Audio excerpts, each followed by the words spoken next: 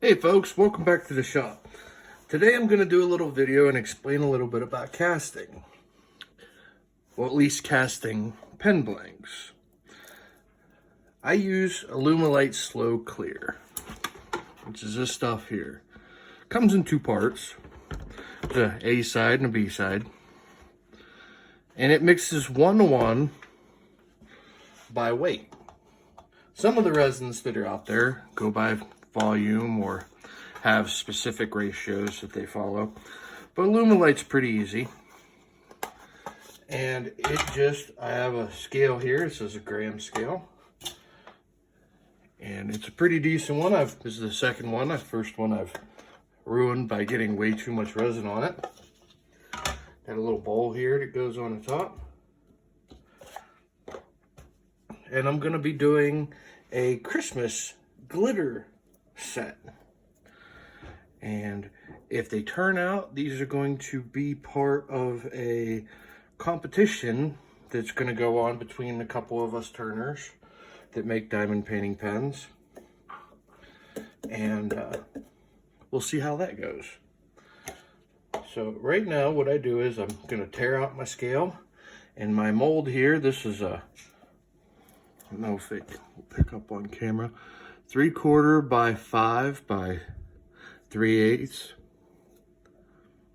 inch blank mold,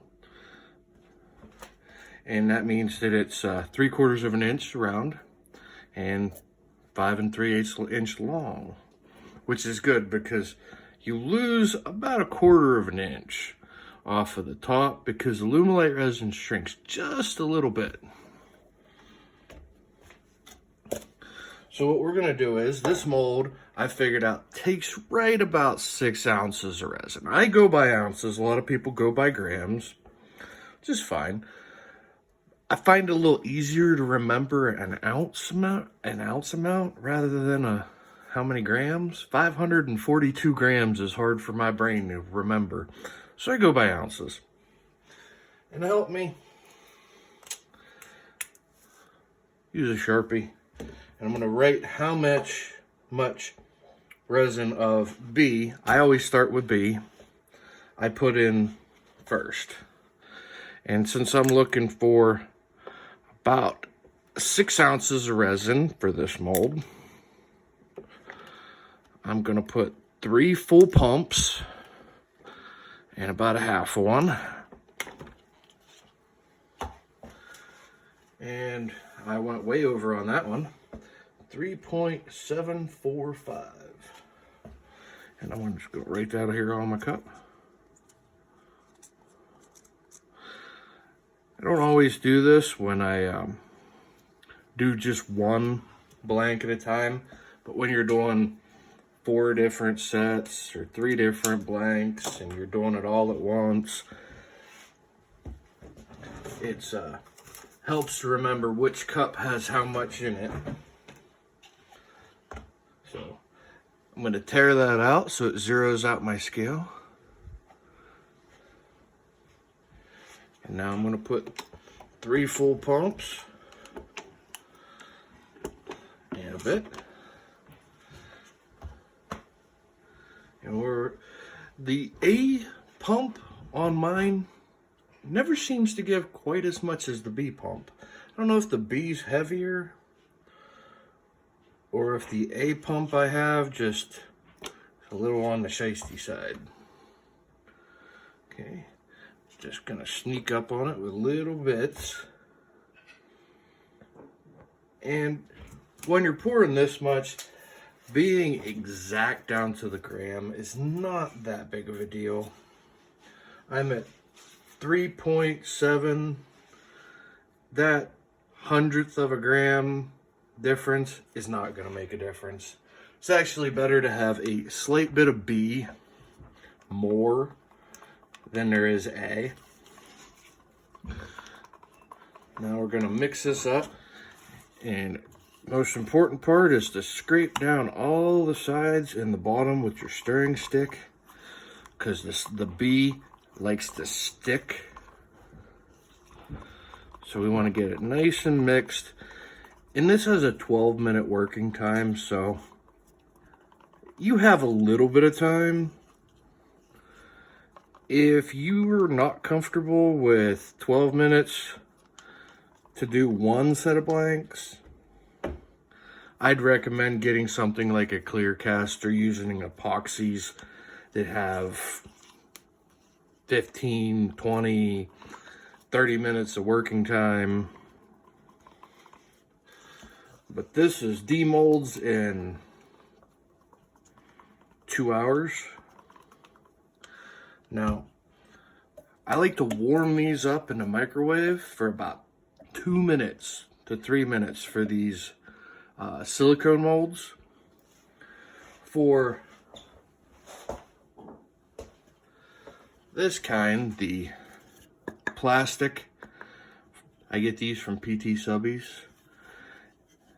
These usually I'll put in the oven because they got the metal screws. I don't want them to spark in my microwave.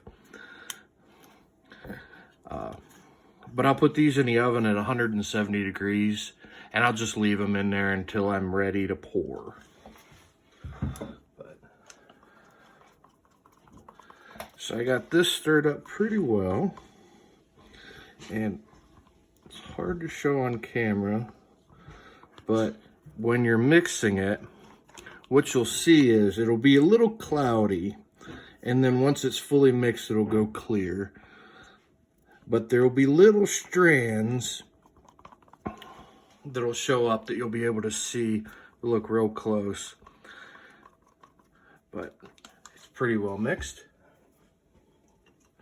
Now what I'm going to do is I'm going to divide this, and I usually just go by eye, into 3 colors. We're going to go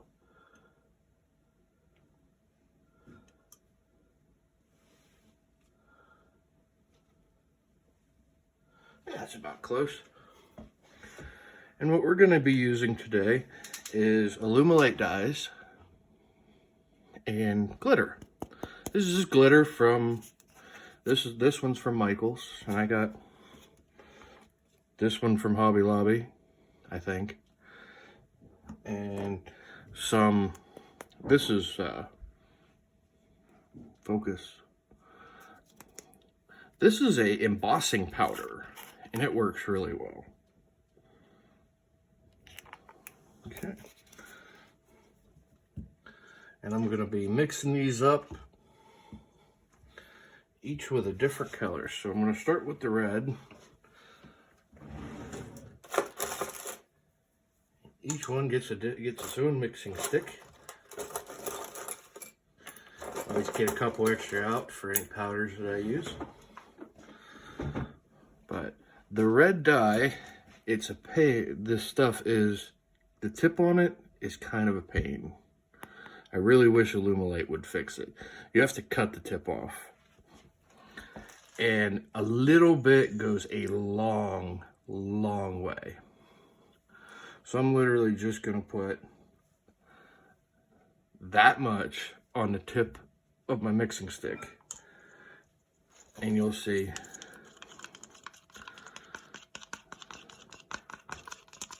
That's all it took to make it red. I want to go a little bit redder, so I'm going to do that one more time.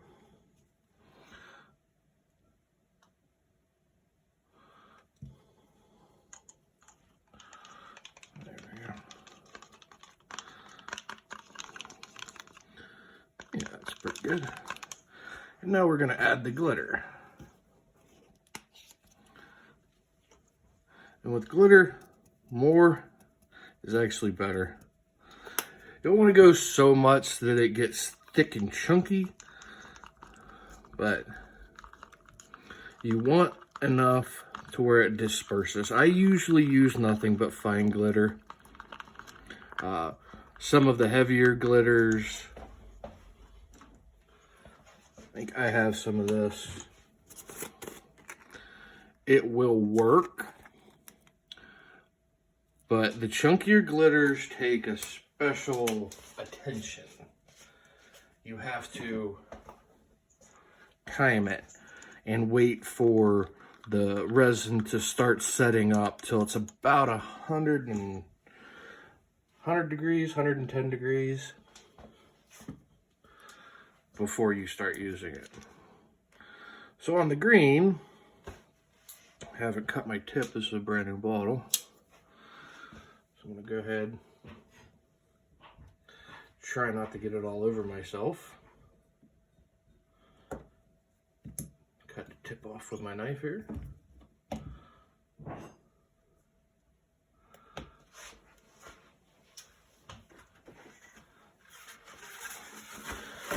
Helps to have blue shop towels everywhere.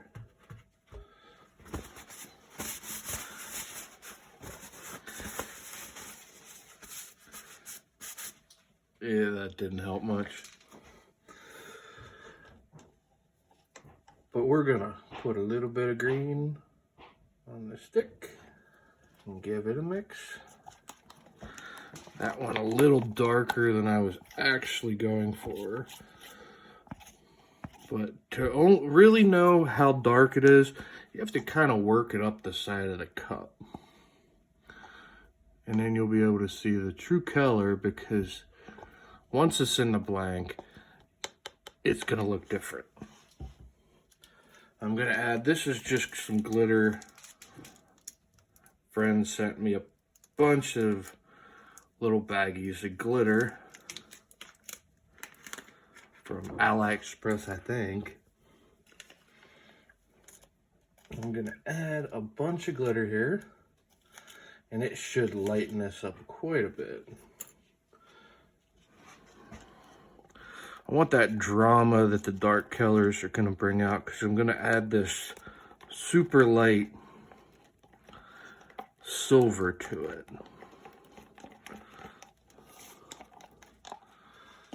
And when you're working with this stuff, you can actually feel it warming up as you're working with it. And it'll tell you when it starts to get hot and it starts to thicken up, you better hurry up. It's just starting to get about 80 degrees right now. So I'm gonna start moving along here.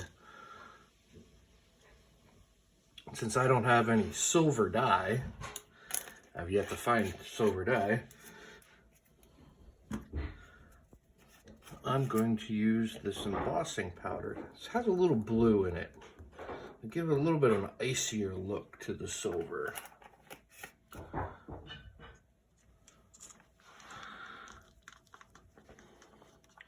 The silver pigment powders I find are too dark for a Christmas themed pen, so going straight glitter with this I think is the best option.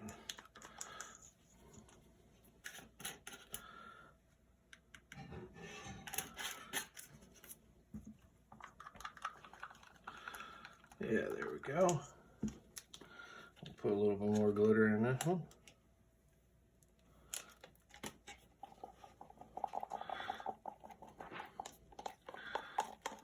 As you can see, that really starting to shine with the glitter. Give the red another mix.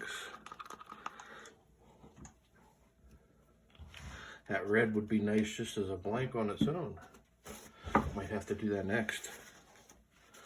Call it Ruby Slippers. Sure reminds me of Wizard of Oz. Okay. Now for pouring. I'm going to go with a poured mix. On tubes, it's a little complicated to get a decent mix to it. I've got these long sticks. Don't know where I got them, but I got a bunch of them. You could use a skewer or a maybe a really thin dowel rod if you had one. But what I'm going to do is I'm going to alter. I'm going to pour one layer, then the next layer, and then the next layer until I get it filled up.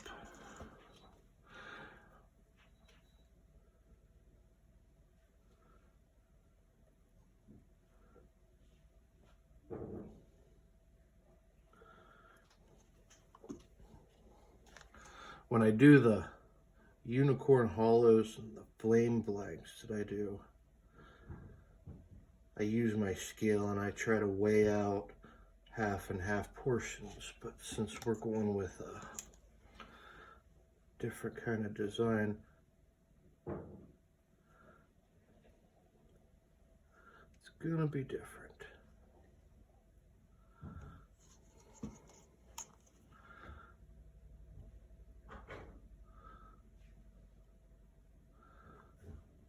One thing about pouring too, it's not as important in vertical molds as it is horizontal.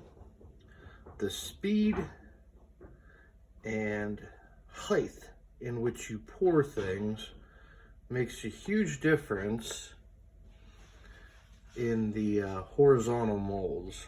Ones like this, the higher you pour, the deeper into the next layer your current pour will go.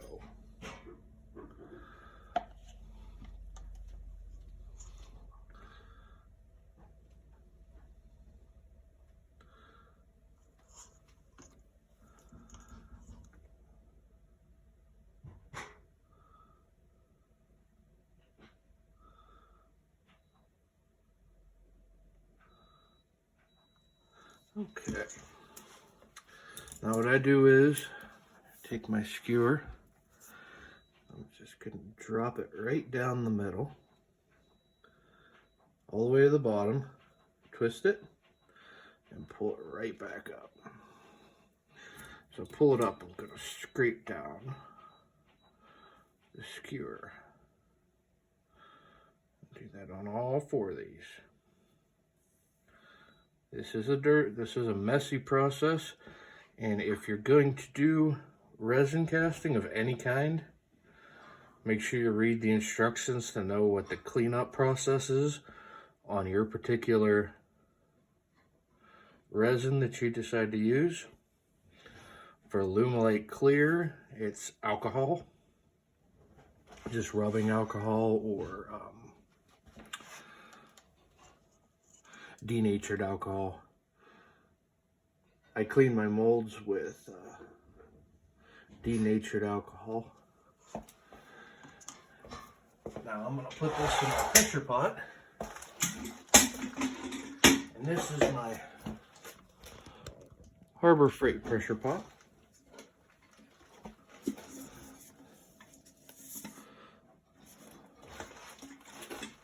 It goes right in the middle.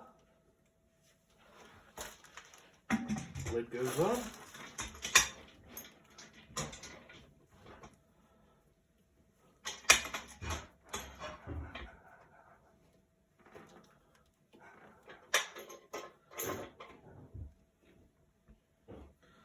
Some people might call me crazy for doing this inside my house because I'm making a pressure vessel. I take all the safety precautions, and I have a good blowout valve here that is set at 60 psi.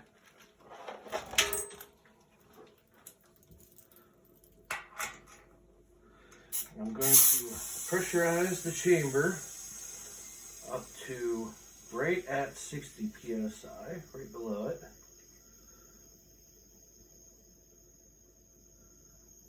In the wintertime, my air compressor does not like to turn on, so I don't know if I'll get all the way to 60. Close.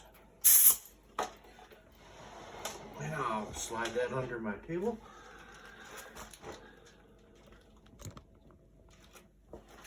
And we'll move back on to what to do with the extra resin. I got a couple silicone molds. I always keep a few molds handy just in case I have extra resin. These are a couple snowflakes.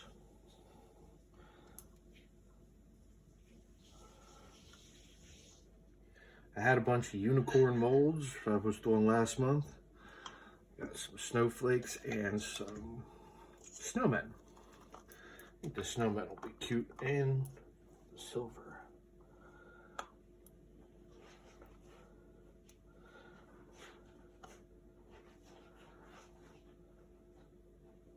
It's always good to have something to do with your extra resin. Doesn't feel like you're wasting as much when you have made something with it. And some of these little molds take very little resin. So you can actually make a bunch of them. I give them away as little extras when I sell the DP pens, sometimes ink pens.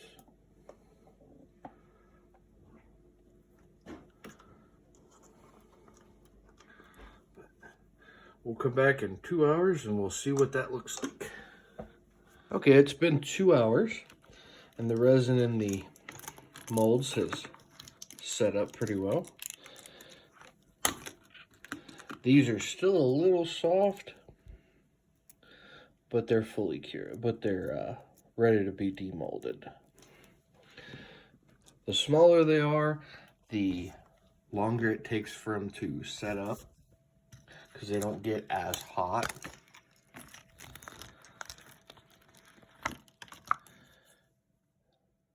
It's a little snowman. And the pressure pot here has been sitting for 2 hours as well. Now, to release the pressure on it, on my pot, I put a rag right over the end here so it's not quite as loud. And just flip the lever.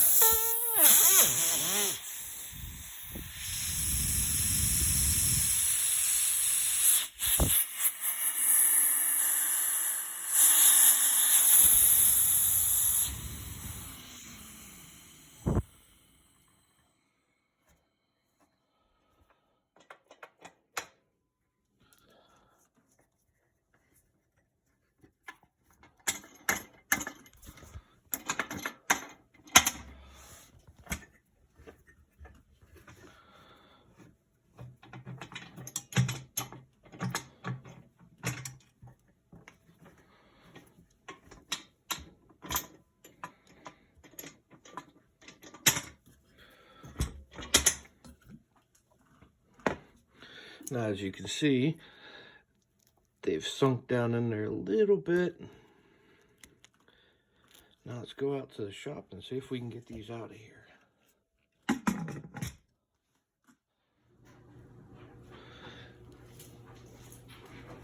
Now, as for removing blanks from tubular molds like this, the silicone ones at least, what I found and what's recommended on PT Subby's site is to loosen the edges of the mold. He says to push in on the bottom, but I don't see that that does a whole lot. And you take a air compressor nozzle, insert right along the edge,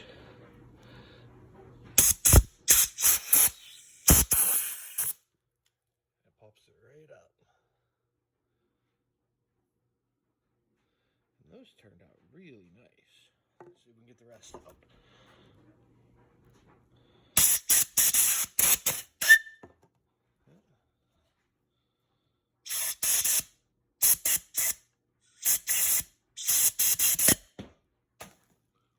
Sometimes they do that. And sometimes they leave a dent in your ceiling.